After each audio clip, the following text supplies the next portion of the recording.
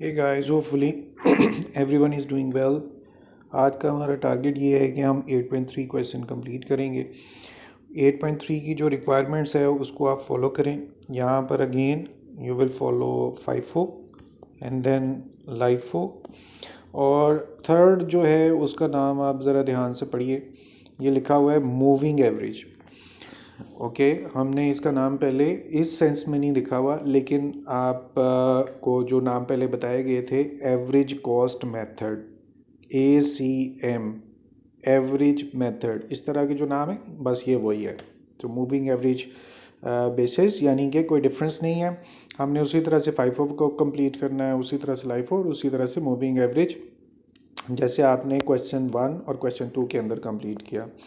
Okay, अब थोड़ी सी situation, आप क्वेश्चन की एक शेप को देखें और यहाँ पर जो डेट स्टार्ट हो रही है दैट इज़ May 8। अब आपको कॉन्शियस होना चाहिए कि नॉर्मली ऐसा क्वेश्चन के अंदर नहीं होना चाहिए कि May 8 को क्वेश्चन स्टार्ट हो रहा हो। तो जैसे ही आप इस तरह का परफॉर्मा पढ़ें, आपसे मैं एक रिक्वेस्ट करता हूँ कि क्वेश्चन जहाँ से स्टार्ट हो रहा है आपको अटेंटिव उधर से रहना है। तो नॉर्मली स्टूडेंट्स अक्सर जहाँ पर परफॉर्मा लिखा होता है वहीं से स्टार्ट कर देते हैं, तो बी केयरफुल। आपने क्वेश्चन जहाँ लिखना शुरू हुआ है वहीं से पढ़ना है। और वहाँ हमें कुछ एक चीज़ डिफरेंट मिल रही है और वो ये लिखा हुआ है May 1 और साथ में लिखा हुआ है 3600 यूनिट्स। और चूँकि ये मे को इन्वेंट्री शो हो रही है, यहाँ पर आप देखें तो ये ओपनिंग स्टॉक है 3600 का। एक और चीज़ जो आपको फ़र्क मिल रही है क्वेश्चन के अंदर वो आप यहाँ चेक करें। ये जो 3600 यूनिट्स हैं उनकी कॉस्ट दी हुई है 86,400। यही बस क्वेश्चन का ट्विस्ट है। पिछले क्वेश्चंस के अंदर आपको यूनिट्स दिए हुए थे, जैसे यहाँ पे 3600 दिया हुआ है और आपको साथ में पर यूनिट मिलता था। अब पर यूनिट मिलने की बजाय आपको 86,400 की कॉस्ट मिल रही है। ये टोटल कॉस्ट है। मैं इसको पहले पुट करता हूँ, आप सीखें कि इसको टोटल कॉस्ट दिया होगा तो हमने क्या करना है।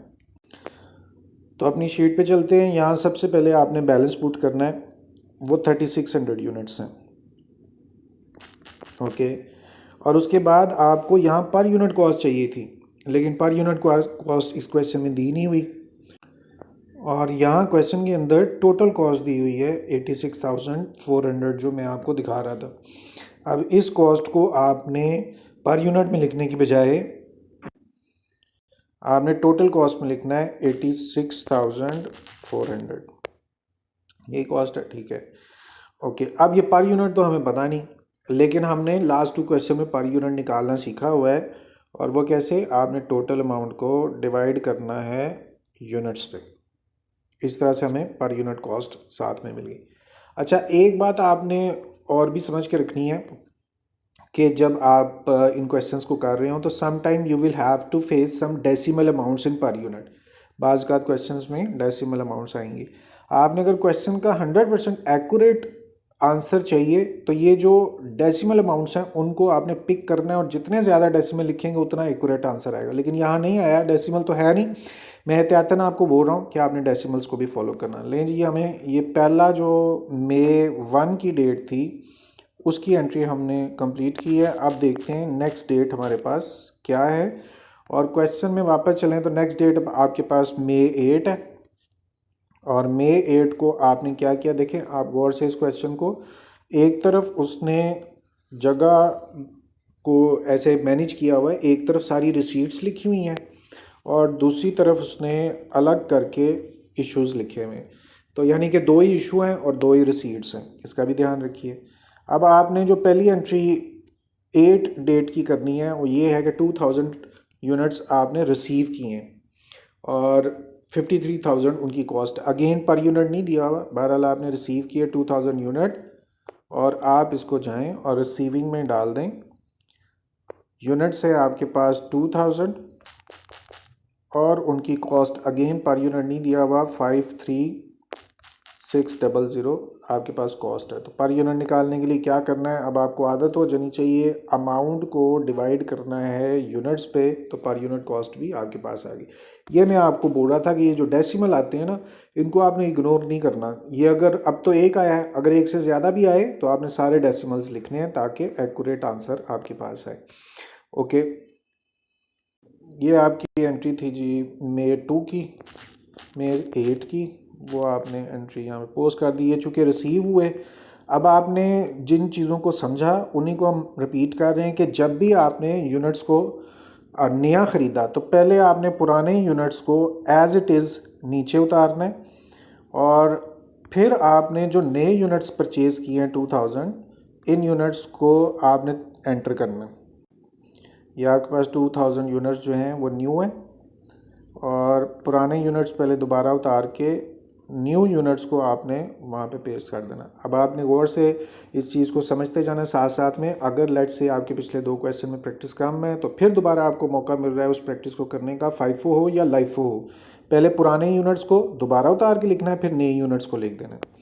ओके, मे 8 आपका कंप्लीट हो गया। उसके बाद मे 16 को इशू की तरफ लाइन जा रही है, और इशू आपने किए 4000 यूनिट्स। अब इशू के कॉलम में चलते हैं और वहाँ 4000 यूनिट्स हम पहले लिख देते हैं एहतियातन, और फिर चेक करते हैं कि ये 4000 यूनिट हमने कैसे इशू करने हैं। अच्छा, अब यहाँ पर आप चूँकि फाइफो का मेथड अडॉप्ट कर रहे हैं तो फाइफो में जो पहली अमाउंट आई है उसको पहले पिक करना है। तो पहली अमाउंट 3600 है, तो 3600 आपने इशू कर दिए और उसका रेट 24 गिवन है, वो आपने लगा दिया। 4000 आपने इशू करने थे, 36 तो हो गए, बाकी रह गए 400। अब 400 आप कहाँ से इशू करेंगे? चूँकि फाइफो को फॉलो कर रहे हैं, 3600 पूरा चला गया और 2000 में से आपने 400 चूज़ किए। 2000 वाले का रेट 26.8 है, वो आप लगा दें, और साथ में आप इनकी टोटल अमाउंट कैलकुलेट करके लगा दें units multiply by per unit. इसी तरह से आपने नीचे भी जो 400 यूनिट्स वाले हैं units multiply by per unit करके उसकी भी कॉस्ट निकाल दें। अब चूँकि आपने 4000 यूनिट इशू किए और उसमें आपने गौर किया कि 3600 पूरे के पूरे चले गए और 2000 में से 400 चले गए, तो फिर 2000 वाले यूनिट्स में से क्या बचा उसको आपने फॉलो करना है। आपके पास 2000 थे, इनमें से 400 यूनिट आपने इशू कर दिए, तो बाकी रह गए 1600, और 1600 चूँकि 2000 वालों में से 400 इशू किए तो 2000 वालों की कॉस्ट 26.8 है। अब आप यही कॉस्ट नीचे 26.8 पोस्ट कर देंगे और टोटल कॉस्ट, तो दिमाग में सोचते जाइए टोटल कॉस्ट कैसे, यूनिट्स को मल्टीप्लाई करना है पर यूनिट के साथ। तो ये लें जी, हमारी ये एंट्री जो मे 8 के बाद शायद मे 16 थी, चेक कर लेते हैं। मे 8 के बाद ठीक है, मे 16 उसकी डेट भी हम साथ में डाल देते हैं। मैंने आपको पहले भी समझाया कि ये जो एक्सेसरीज़ होती है ना क्वेश्चन की, जिसके अंदर हेडिंग्स होती हैं, लाइंस होती हैं, डेट्स होती हैं, जो एक्चुअल क्वेश्चन का पार्ट न्यूमेरिकल वे में नहीं होता, आप बिलीव करेंगे ये ज़्यादा इंपॉर्टेंट होती है क्वेश्चन को अच्छा प्रेजेंट करने के लिए, इसलिए इन पे अटेंटिव रहना है आपने। मे 16 के बाद चेक करते हैं, मे 24 है, और मे 24 को आपने परचेज़ किए हैं 3200 यूनिट्स। ओके, तो अब आप 3200 यूनिट्स को परचेज़ में डालेंगे, और 3200 यूनिट्स की अगेन टोटल कॉस्ट दी हुई है और वो 89600 है। आप उसी 89600 को यहाँ पोस्ट करें। पर यूनिट निकालने के लिए टोटल अमाउंट को रुपीज़ को डिवाइड करेंगे यूनिट्स पे, तो आपके पास पर यूनिट आ जाएगा। एक तरफ हम टोटल कॉस्ट जब निकालते हैं, गौर से सुनिए मेरी बात, टोटल जब कॉस्ट निकालते हैं तो यूनिट्स को मल्टीप्लाई करते हैं पर यूनिट से, और जब पर यूनिट निकालना हो तो अमाउंट को यूनिट्स पे डिवाइड करते हैं। ये किसी जगह पे लिख भी लें आप अच्छे तरीके से ताकि आपको प्रॉब्लम ना हो। ओके, अब आपने परचेज़ किए हैं 3200 यूनिट, तो चूंकि आप फाइफो का मेथड फॉलो कर रहे हैं, पहले स्टेप में जो पुराने यूनिट्स लिखे हुए हैं उन यूनिट्स को एज इट इज़ उतार लें आप नीचे, और फिर चूंकि आपने नए यूनिट भी परचेज़ किए हैं वो 3200 के हैं, उनको आपने पुराने यूनिट्स के बाद नीचे उतार के वैल्यूज़ को लिख देना है। ओके, अब आपके पास 2 यूनिट हैं 1600 और 3200, और ये हमने मे 16 के बाद मे 24 की एंट्री की है। साथ में हम डेट डाल देते हैं मे 24। ओके, मे 24 के बाद क्या है, मे 30 है, और मे 30 को आप इशू कर रहे हैं 3600 यूनिट्स। अब इशू में जाते हैं और वहाँ पर आप 3600 यूनिट्स लिख दें, पहले तो आपने सिर्फ लिख दिया 3600 यूनिट्स। अब आपने चूंकि मेथड आप फॉलो कर रहे हैं फाइफो का, तो 3600 यूनिट्स में फाइफो की वजह से सबसे पहले ऊपर वाले यूनिट उठाने हैं। वो 1600 आपके पास यूनिट्स हैं और उनकी जो कॉस्ट है वो 27 है, वो आपने लिख दी। अब 3600 में से चूँकि आपने टोटल 3600 यूनिट इशू करने हैं, उसमें से 1600 यूनिट आपने इशू कर दिए, तो बाकी 2000 यूनिट और इशू करने हैं। ये 1600 पूरे के पूरे चले गए। अब जो बाकी का 2000 है वो 3200 में से आप इशू करेंगे और 3200 की जो कॉस्ट है वो 28 है, वो भी आपने लिख दी। अब इनकी टोटल कॉस्ट भी आप बना लें।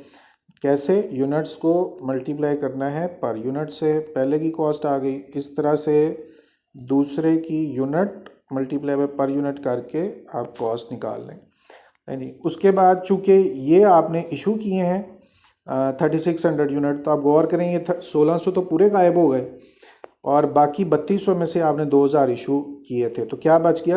आपने 3200 में से 2000 इशू किए तो 1200 यूनिट बच गए और ये वाली इसकी 3200 वाली कॉस्ट है जो कि 28 है, वो आपने पुट की। और फाइनली आप इनकी कॉस्ट निकाल लें। यूनिट्स को मल्टीप्लाई करें पर यूनिट के साथ, तो आपके पास कॉस्ट आ गई। ओके जी, ये फाइफो का आपके पास कंप्लीट हो गया और इसकी जो एंडिंग इन्वेंट्री की अमाउंट आ रही है वो 33,600 है, उसको आप लिख लें। और अब हम आंसर चेक करते हैं कि ये फाइफो यानी ए पार्ट का क्या आंसर है। बुक पे चलते हैं। ए पार्ट में आपको उसने फाइफो मांगा हुआ था और आपका आंसर है 33,600 और हमारा भी आंसर 33,600। तो इस तरह से हमने फाइफो कंप्लीट किया। यहाँ पे चाहे थोड़ी देर के लिए रुक जाएं, इसको चेक करें कि हमने किस तरह से वैल्यूज़ को एक्यूमुलेट किया है। फिर हम इसके बाद अब लाइफो करने लगे। फाइफो कंप्लीट हुआ। अब आपने मेरी बात गौर से समझनी है। फाइफो में और लाइफो के अंदर रिसीट साइड पे कोई फ़र्क नहीं होता। तो आपने जो 3600 ओपनिंग लिखा और फिर उसके बाद 2000 और मज़ीद रिसीव किए, यानी कि ये मे 8 की एंट्री, यहाँ तक कोई डिफरेंस नहीं होता। ये मैं जानबूझ के आपको बता रहा हूँ, तो आगे आपको जब फाइफो और लाइफो में करना हो तो आपको सिर्फ ये पता होना चाहिए कि आपने इशू के अंदर डिफरेंस डालना है, रिसीट्स में कोई फ़र्क नहीं डालना। तो अब मैं क्या कर रहा हूँ, जो मे 8 के बाद वाली एंट्रीज़ हैं वो मेरे काम की नहीं है क्योंकि वो फाइफो को फॉलो कर रहे थे हम। मैं उन एंट्रीज़ को रेज़ कर देता हूँ और ऊपर वाली दो एंट्रीज़ को एज इट इज़ रहने देता हूँ। और साथ में अब हम करने लगे हैं लाइफो, तो मैं यहाँ चेंज कर देता हूँ लाइफो मेथड। क्वेश्चन चूँकि वही है 8.3 और लाइफो मेथड और पहली दो एंट्रीज़ वहाँ पर सेम है। आपका टाइम बच जाएगा इस तरह से। 3600 सेम और न्यू आपने 2000 उठाई। मे 8 के बाद वाली जो एंट्रीज़ हैं उनको हम पिक करते हैं।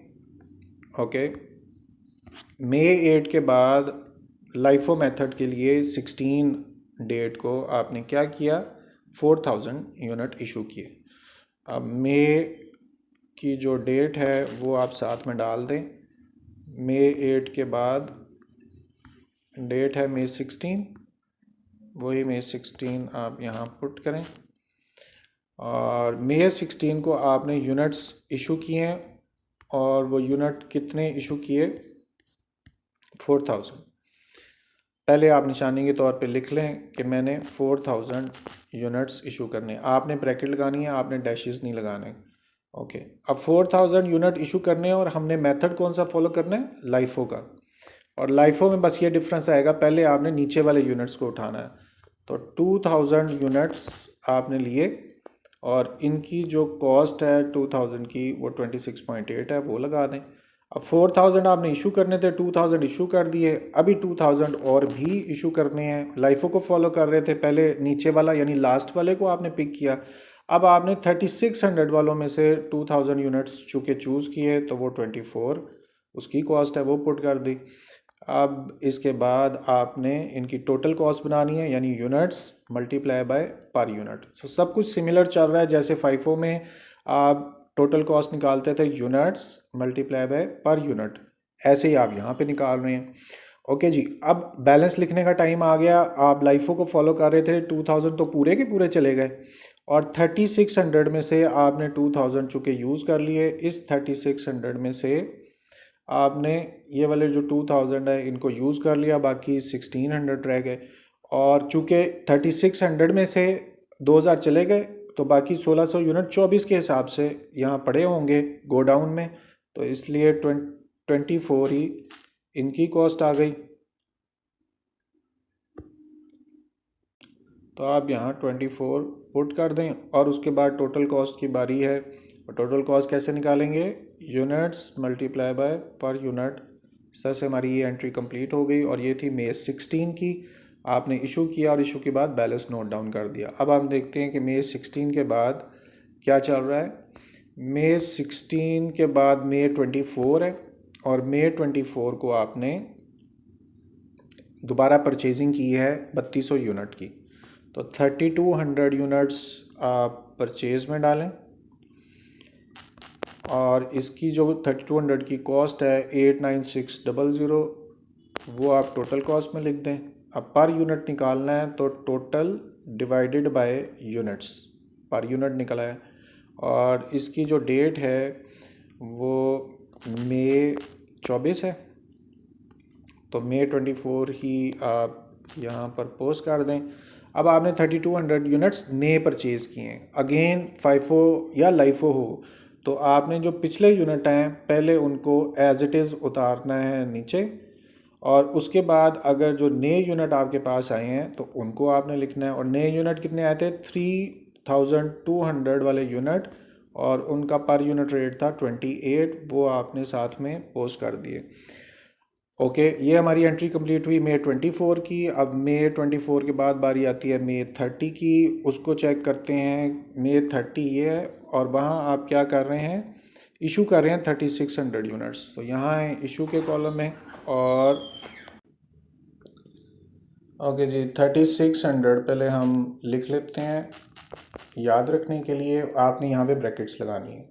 ओके 3600 आपने इशू करने हैं और हम मेथड फॉलो कर रहे हैं लाइफो का। तो यहाँ पर पहले आपने जो लास्ट में यूनिट्स पड़े हुए हैं इनको पिक करना है। तो 3200 यूनिट्स यहाँ से आपने पिक किए, उनका रेट यहाँ लिखा हुआ है 28। अब उसके बाद 3600 में से आपने 3200 यूनिट इशू कर दिए हुए हैं, तो बकाया फिर अभी मज़ीद आपको 400 यूनिट्स चाहिए। लाइफो में पहले लास्ट वाले को उठा लिया था, अब जो 400 यूनिट हैं वो आपने 600 में से उठाने हैं, उसका रेट 24 है और वही रेट आप इधर पोस्ट कर दें। अब इनकी टोटल कॉस्ट हम निकाल लेते हैं, यानी कि यूनिट्स को मल्टीप्लाई करना है पर यूनिट से। इस तरह से ही नीचे भी आपने यूनिट्स को मल्टीप्लाई करना है पर यूनिट से, तो आपके पास ये कॉस्ट आ गई। ये हमने इशू किया है। इशू किया तो अब क्या बचा वो चेक करते हैं। लाइफो की वजह से 3200 पूरे के पूरे चले गए और 1600 ऊपर वाले पड़े हुए थे यूनिट, उनमें से आपने 400 यूनिट इशू कर दिए, तो बाकी रह गए 1200। और चूँकि 1600 बचे, 1600 में से आपने 400 इशू किए थे, उनकी कॉस्ट 24 थी। तो अब आपके पास 1200 यूनिट बचे हुए हैं और इनकी टोटल कॉस्ट निकालने के लिए units multiply by per unit करके आप इनकी अमाउंट कैलकुलेट कर लें। ओके, ये हमारे पास लास्ट डेट थी May 30 की, तो आपने May 30 यहाँ पर पोस्ट कर दें। डेट May 30 थी, चेक कर लेते हैं ज़रा। ओके May 30 थी, 31 नहीं थी। और आपके पास जो एंडिंग इन्वेंट्री आई वो 28,800 है, वही आप इधर पोस्ट कर दें।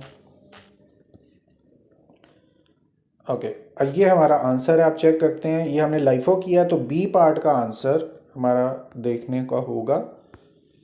तो ये आपके पास बी पार्ट का आंसर है 20,800, तो हमारे पास भी 2800 है। अब हमारा लाइफो भी कंप्लीट हो गया। यहाँ पे थोड़ी देर ठहरें और इस स्क्रीन को अच्छी तरह से देखें, स्टॉप कर दें और जो एंट्रीज़ हमने जहाँ की हुई हैं उनको रीडिंग करें। कोई मसला हो तो मुझे बताएं। इसके बाद हम शुरू करते हैं एवरेज मेथड। इस लाइफो अगर ख़त्म हुआ तो हम साथ में अब स्टार्ट कर रहे हैं एवरेज मेथड, और इसको कॉन्टीन्यूस एवरेज मेथड भी कहते हैं, ACM एवरेज कॉस्ट मेथड भी कहते हैं, एवरेज मेथड भी कहते हैं, मूविंग एवरेज मेथड भी कहते हैं। वो नाम आपने बस समझ के रखने हैं। इसको मूविंग भी कह सकते हैं, एवरेज कॉस्ट मेथड भी कह सकते हैं, कॉन्टीन्यूस एवरेज कॉस्ट मेथड भी कह सकते हैं। तो बहरहाल वो है एवरेज। और अब चूँकि ये बिल्कुल ही डिफरेंट होगा मेथड, तो हमारी कोई भी एंट्री हमें काम नहीं देनी, इसलिए सारी की सारी एंट्रीज हम ख़त्म कर देते हैं। अब स्टार्ट हम लेते हैं दोबारा नए सिरे से। तो मे 1 को यानी स्टार्ट के अंदर ही 3600 यूनिट्स थे, वो चूँकि हम पहले 2 दफ़ा लिख चुके हुए हैं। वही 3600 यूनिट्स आपने यहाँ लिखने हैं, और 3600 की जो कॉस्ट थी वो 86,400 थी। वो टोटल कॉस्ट थी 86,400, और पर यूनिट निकालने के लिए अमाउंट डिवाइडेड बाय यूनिट्स आपके पास पर यूनिट कॉस्ट आ गई। ये मे 1 की एंट्री कंप्लीट हुई। मे 8 में जाकर देखें तो आपको 2000 यूनिट्स आपके पास आ रहे हैं, और वो आप रिसीव कर रहे हैं 53,600। तो अब आपने रिसीट साइड पर जाना है, और वहाँ पर आपको यूनिट जो रिसीव हो रहे हैं वो 2000 है, 2000 यूनिट्स, और उनकी जो कॉस्ट है वो 53,600। अब पर यूनिट निकालना है आपने, तो टोटल को डिवाइड करेंगे यूनिट्स पे, तो पर यूनिट कॉस्ट आपके पास आ जाएगी। अच्छा जी, अब चूँकि आपने एवरेज कॉस्ट मेथड फॉलो करना है, और उसके लिए आपको याद होना चाहिए कि आपने अलग अलग नहीं लिखना, इकट्ठे लिखना है। और उसके लिए आपको मेथड मैंने क्या बताया था, 2 स्टेप्स हैं। पुराने यूनिट्स में प्लस करना है नए यूनिट्स को, यानी यूनिट्स में यूनिट्स प्लस कर दिए, पुरानों में नए। और जब अमाउंट लिखनी है तो पुरानी अमाउंट में प्लस कर दें नई अमाउंट, तो आपके पास टोटल अमाउंट भी आ जाएगी। अब हमें पर यूनिट निकालना है, और तो total amount divided by units, तो पर यूनिट भी आपके पास आ गया। अच्छा, मैं अब दोबारा आपको बता रहा हूँ, it's very important sometimes when you will do average cost method, तो यहाँ पर डेसिमल आएंगे, और डेसिमल के आगे ज़्यादा सारी लंबी अमाउंट आएंगी। तो फॉर्चुनेटली इस क्वेश्चन में नहीं आया, लेकिन इसके साथ डेसिमल आएंगे, तो जितने ज़्यादा डेसिमल आप पिक करेंगे उतना एक्यूरेट आंसर आएगा। अगर आप उसको राउंड करेंगे, डेसिमल छोड़ देंगे, तो आंसर में 10, 12, 20 रुपये का फ़र्क आएगा। एग्जैक्ट आंसर चाहिए तो सारे डेसिमल आपने लिखने हैं। ये हमने एंट्री कंप्लीट किया जी मे 8 की। अब हम नेक्स्ट एंट्री पे चलते हैं, जो हमारे पास है मे 16 की। 4000 यूनिट इशू किए हैं आपने, मे 16 है, और 4000 यूनिट आपने इशू किए। तो आप यहाँ आएँ, और 4000 यूनिट आपने इशू किए। मैंने आपको पहले भी बताया है कि जो एवरेज कॉस्ट मेथड है ये रिलेटिवली इसलिए आसान है कि इसमें इशू में कोई प्रॉब्लम ही नहीं है। इशू में ऑप्शन ही नहीं है, आपके पास ये यूनिट ही बस 5600 एक पड़े हुए हैं, और एक ही आपके पास कॉस्ट पड़ी हुई है 25। तो आप उसी को पिक करके लिखेंगे। फाइफो में तो आपके पास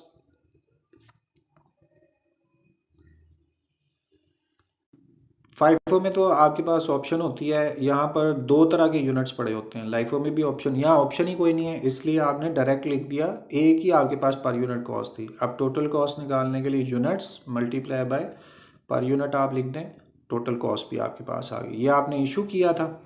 अब आपके पास बचा क्या, 5600 पुराने यूनिट पड़े हुए थे, उनमें से ही आपने 4000 यूनिट इशू किए, तो आपके पास 1600 यूनिट्स रह गए, और जो कॉस्ट ऊपर लिखी हुई है उसी कॉस्ट को ही, चूँकि है ही ऑप्शन नहीं, तो 25 अकेली पड़ी हुई थी, वो आपने लिख दी। अब टोटल कॉस्ट बनाने के लिए आपने यूनिट्स को मल्टीप्लाई करना है पर यूनिट के साथ, तो हमारे पास कॉस्ट आ गई। ओके जी, मे 16 की एंट्री कंप्लीट हुई। अब आगे चेक करते हैं। मे 24 को आपने दोबारा रिसीविंग की है, और वो 3200 यूनिट्स हैं। अब हम चलते हैं रिसीविंग साइड पर, और वहाँ मे 24 को 3200 यूनिट्स आपने रिसीव किए हैं। उनकी जो कॉस्ट है वो 89600 है, 89600। और अब आप इनकी पर यूनिट निकाल लें, तो टोटल अमाउंट को डिवाइड करना है यूनिट्स पे, पर यूनिट कॉस्ट भी आ गई। ये आपने चूँकि रिसीव किया है, रिसीव करने के लिए एवरेज मेथड के अंदर आपने क्या करना है, अच्छी तरह से याद होगा, यूनिट्स में प्लस कर दें आप यूनिट्स को, यानी पुराने यूनिट में नए यूनिट प्लस करके लिख दें। और जो कॉस्ट है उसमें भी आपने ये करना है, पुरानी कॉस्ट में प्लस करके नई कॉस्ट लिख दें। तो आपके पास कॉस्ट भी आ गई। अब आपने पर यूनिट निकालना है, तो जितनी अमाउंट है उसको डिवाइड कर दें यूनिट पर, रुपीज़ को यूनिट्स पे डिवाइड कर दें तो आपके पास पर यूनिट कॉस्ट भी आ जाएगी। ये आपने एंट्री की May 24 की। अब May 24 के बाद May 30 है, और May 30 में आपने 3600 यूनिट इशू की लाइन में लिखे हुए हैं। तो यहाँ पर इशू करेंगे 3600। और जैसे मैंने आपको पहले बताया था कि एवरेज कॉस्ट मेथड के अंदर ये आसान है कि आपको 2-3 ऑप्शंस में से नहीं, एक ही ऑप्शन है और वो 27 पड़ी हुई थी, आपने वही पर यूनिट कॉस्ट इधर लगा देनी है। टोटल कॉस्ट निकालने के लिए as usual units multiply by per unit लिखें तो टोटल कॉस्ट भी आपके पास आ गई। अब आपके पास बैलेंस क्या बचा, आपके पास पुराने जो यूनिट्स पड़े हुए थे वो 4800 थे, उनमें से आपने 3600 यूनिट इशू कर दिए, तो आपके पास 1200 यूनिट रह गए। और कॉस्ट में ऑप्शन नहीं है, वही पर यूनिट कॉस्ट ऊपर वाली ही आप नीचे उतारेंगे। और फाइनली जो अमाउंट है टोटल यूनिट्स को मल्टीप्लाई करना है पर यूनिट के साथ, तो टोटल अमाउंट भी आपके पास आ गई। ओके, ये आपकी एंडिंग इन्वेंट्री है, उसको आप यहाँ पर पोस्ट कर दें, 32,400 आ गई। ये आपका आंसर है एंडिंग इन्वेंट्री का एवरेज, यानी सी पार्ट का आंसर अब देखते हैं क्या है। तो सी पार्ट में आप गए, वहाँ पर आपको 32,400 आंसर है और हमारा आंसर भी 32,400 है। इस तरह से आपका ये एवरेज कॉस्ट मेथड भी कंप्लीट हो गया। तो ये एक क्वेश्चन के 3 पार्ट्स हैं, यहाँ बैठ के अच्छी तरह से इसको समझें, कोई प्रॉब्लम हो तो मुझे बताएं। अच्छा, एक चीज़ मैं और बताऊँ आपको, ये जो हमने एंडिंग इन्वेंट्री क्यों नहीं निकाली इस क्वेश्चन में, क्योंकि उसने डिमांड ही नहीं की। देखिए आंसर्स में भी एंडिंग इन्वेंट्री नहीं है, और ना उसने डिमांड की, तो हमने निकाली नहीं, ना कैलकुलेट की। इसलिए आपको भी, आप चाहें तो इसे कैलकुलेट कर लें, नहीं चाहते तो मत कैलकुलेट करें। बस ये सिर्फ याद रखिएगा, इशू के रुपीज़ का कॉलम टोटल करना था। 2 ही रकमें हैं, 1,97,200, वो आप यहाँ लिख के मटेरियल यूज्ड भी लिख सकते हैं। एंड ये आपका क्वेश्चन LIFO, FIFO और एवरेज कंप्लीट हुआ।